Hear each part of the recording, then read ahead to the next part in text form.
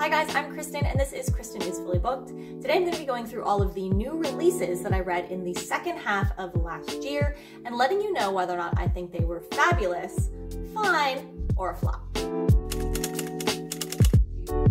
This is a video series that I would like to continue into this year, and it is one that I plan to do twice a year, so for the new releases that I read in the first half of the year and the new releases that I read in the second half of the year. If you watch my videos, you know that I don't normally share my Goodreads ratings, and that's because I think that ratings are so personal. I give a star-based rating on Goodreads because I have to, and that rating is based on my personal preference and reading enjoyment of that book, and not an objective rating of how good I think that book objectively is. But I am going to share my ratings here with you today in this video, just so you get a little bit of context of kind of how I thought of that. I am primarily a 3 and 4 star rater. I don't just willy-nilly toss out 5 stars. I also don't willy-nilly toss out 1 and 2 stars either. That's because a book I think has to be not just something that I didn't enjoy, but I think it has to be objectively bad in a bunch of ways for me to actually give a book a 2 or 1. Okay, let's get started. There is one book that I read, and this one I should have included in my last video. I just completely forgot that it was a new release and didn't include it, and that is The Shadow of the Gods by GWYNNE. And this book, I think, was fabulous. I did give this book a 4-star rating. It was like all of the small things along the way in the first 2/3 of the book that were a little bit slow for me, that hadn't quite hooked me yet, that I couldn't quite place or fit together, suddenly all melded into the perfect foundation for an ongoing series. I think this book is a lot of setup, yes. It is very description heavy in what people are wearing, especially weaponry, but also it created the perfect setup. It had amazing world building, and I'm not someone who digs into world building and talks about world building a lot. That's not what usually hooks me in a book, but this had so much perfect world building that when the character and emotional hooks happened, it did so from such a great place that I was so hooked up and so excited. Then we have The Witch's Heart by Genevieve Gornichek, and I think this book is fabulous. I also gave this book a 4. I don't talk about this book nearly enough, and I think that's because it was such an emotional ride, but in a very quiet way. The writing style was not what I normally go for. It is a little bit more distant. Here we are telling the story of Angbota. She is the first wife of Loki and the mother of 3 of his children. It was really devastating in some regards that she just wanted the best for these kids and that they were seen as monsters. I think the right way to go into reading this book is expecting a little bit of character distance. It does have that sort of retelling, mythological-esque setup where it's almost like you're being told a story. You're not exactly immersed in the story, but by the time you get to the end, the emotional sucker punches really get you. And this is a book that I would absolutely return to at a different point in my life to see if it hits me differently later on. The next new release that I read last year was Shipped by Angie Hochman, and this is a flop for me.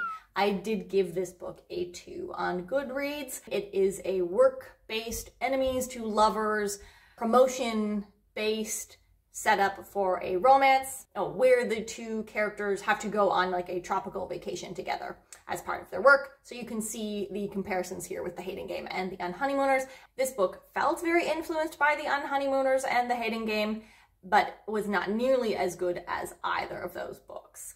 It had one of my least favorite tropes in an enemies to lovers romance, which is the early on misunderstanding, miscommunication, prejudgment on the main character's part, and where the guy didn't quite hate her as much as she thought the whole time. On top of that, it had one of the cringiest karaoke scenes I could ever imagine that I actually had to skip over reading because I was so embarrassed and uncomfortable. And on top of that, it kind of created a weird workplace villain at the end that came out of nowhere. Next up, we have The House of Always by Jen Lyons, and this is the 4th book in the A Chorus of Dragons series, and I think this book was just fine. I did give it a 3 stars on Goodreads. I think that it had a lot of things going well for it. The throuple situation was peaking. I really liked some of the character development that was happening. And there was a ton of really great LGBTQ positive, mental health positive, just all kinds of representation and emotional character growth exploration in this book. Like, that was perfect. But it did run a little bit more towards the heavy-handed side for me. Without taking a ton of time to explain the framework structure here, suffice it to say that we were going back and getting a lot of filler information of what has been happening in these other characters' lives from the time since the time we have last seen them in the story. However, the last time we saw each of those characters was at various stages in the previous 3 books. So sometimes we would be jumping back 3 months, and sometimes we would be jumping back a year or 9 months or a year and a half, and it was all over the place. It was just a little bit too much, I would say. Like, it was excessive in the complicatedness. It led for a very drawn out, kind of over the top, a little bit heavy-handed, chaotic reading experience. Then we have Perfect on Paper by Sofia Gonzalez. This is a young adult contemporary book that I think was fine.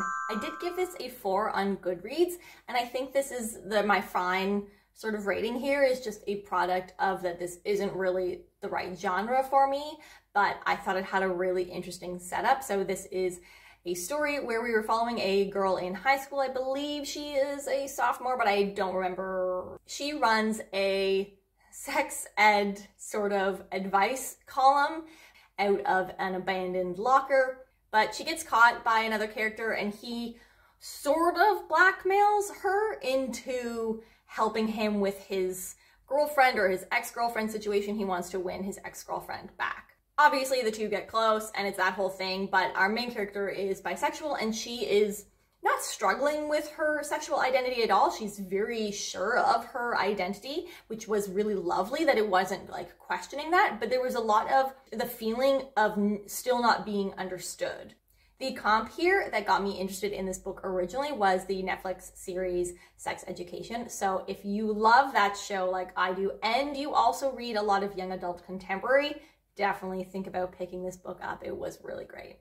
Then we have Wings of Shadow by Nikki Powell-Preto. This is the 3rd and final book in the A Crown of Feathers trilogy, and I think this book was fine. I also gave this a 4 star. From a plot and character growth perspective, this had great moments where we got a wonderful character arc with our main characters, Veronica, Tristan, and Sev. The plot was very satisfactory in its conclusion, if a little bit neat and tidy and unrealistically positive for what was happening. Where this book let me down a little bit, I would say, is more in what I would call the Throne of Glass issue, and that is that at this point in the trilogy, she had added in a lot of additional perspectives, like character POVs, that I think were unnecessary. Don't get me wrong, I don't hate these characters that we added in. I just don't think that they added enough to the story to make it worth having all of those perspectives and adding on all of that page time. Next up, we have She Who Became the Sun by Shelley Parker Chan, and I think that this book was a flop. I only gave it a 2. I will link my review above if you want to see the specifics of why this book didn't work for me. Again, disclaimer that these are my preferences and based on my reading style, etc. So I think that this book had some things going for it. I think that this book delivered in thematic content and gender exploration, but I did not connect with the writing, the characters, the pacing, the time jumps. Yeah, there is definitely a level of expectation syndrome and hype going into this being a flop for me. I went into this book expecting it to be a new favorite, and it really, really wasn't. Then we have 6 Crimson Cranes by Elizabeth Lim, which I think was fine. This is a young adult fantasy retelling of the Seven Swan Brothers. Elliot Brooks has been describing this book as a Disney movie, And I think that's the perfect way of describing it. If like old Disney in fun, but not necessarily as emotional as I thought it should be based on the retelling that we're using here. I think this book was fine. I think it was cute. I think it did an okay job of doing this retelling. It included the gist of the curse and the retelling, but I think that she really reduced the stakes that are at play in this fairy tale and gave the character a lot of silly, kind of gimmicky things to deal with that just didn't work for me. Then we have It Happened One Summer by Tessa Bailey. I really liked this and I think it was fabulous. I did give it a 4 on Goodreads. The setup here is big city girl, small town guy. One of the things that really worked for me in this relationship was that the two leads here, and we do get both perspectives, were very different people. They had very different personalities and interests, but it still really worked for their relationship. And at no point did either of the other pressure the other person to become someone they weren't. They each internally felt a sense of insecurity in that sense of like, why would this person be interested in me? Should I try to change? But that was never placed on them by the other character. And when it became an issue, there was always reassurance and understanding from the partner, from the other partner. I will also say that this was quite spicy and that there were some physical acts that I think are outside of the typical norm that you see in a romance book. So kudos to Tessa Bailey for that. Next up, I have For the Wolf by Hannah F. Whitten, and I have a really hard time. I go back and forth a lot on this one. I think I'm gonna say it was fine. And the main reason for that was marketing and expectation, not aligning with what the book actually was. This is a book that pretended to be a Little Red Riding Hood retelling. Look at the cover, I will put it back up if it has disappeared.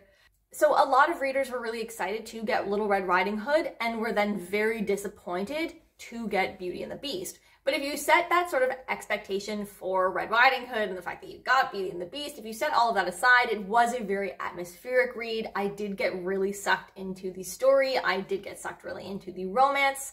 The one thing that bothered me outside of the Red Riding Hood thing was that it was one of those cases where if they just had been upfront with the character in the first place, a lot of stuff would have gone a lot better. So like, I guess that's the miscommunication trope here. It really bothered me that the main character had to keep being like, I am invested in this, I care about this, you need to give me more information. I'm not just going to disappear.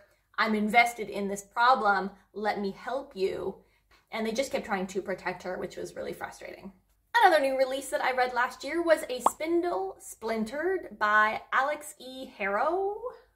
Yes, that was the author's name. And I think this book was fabulous. Actually, this was a novella. I listened to the audiobook on Scribd. I definitely recommend checking it out. I think that the narrator did a great job. This is a fractured Sleeping Beauty retelling, and it kind of takes the idea of the Sleeping Beauty storyline and throws it on its head a little bit of being like, the main character in Sleeping Beauty is asleep for the majority of the book.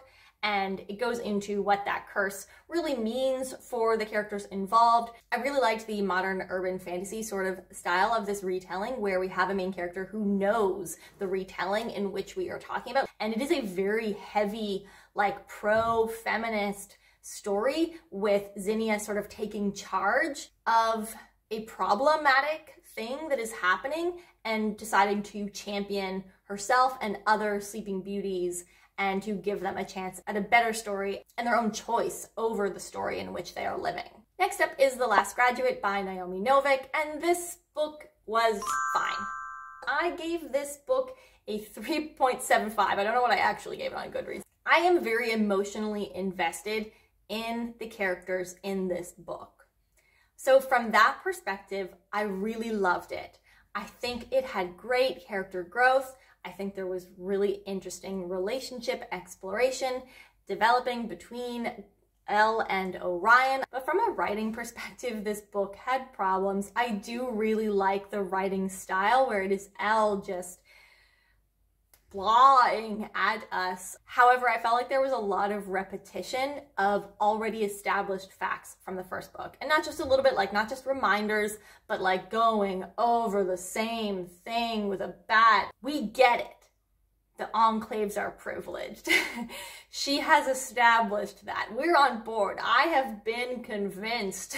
There was also some things where I feel like she went back on the magic system, where we are told at the beginning that creating the mana or whatever is very difficult. In the first book, she's like struggling to survive and siphoning off the magic little bit by bit, and by the end of this book she's just throwing a magic around willy-nilly in a way that didn't really make sense based on the established facts about the magic system existing already.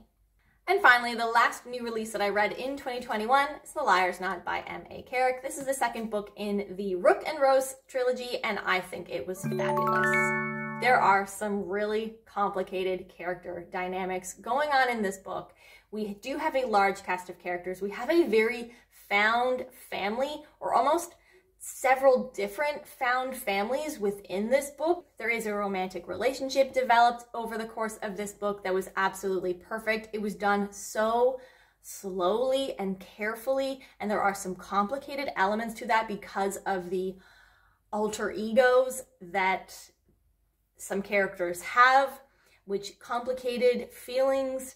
And there are some friendships here that were kind of destroyed in the first book, that you see how that has affected the dynamic between those characters in this book. I will say that the plot was a little bit slow in this book, that the world plot was not nearly as important or as exciting as I think maybe it could have been. I think maybe if that had been a little bit better, a little bit stronger, a little bit more exciting, that this book absolutely would have been a 5, because it just would have punched the excitement up of the book a little bit more. But without a doubt, this book is fabulous. This series is fabulous. You guys know that I feel that way.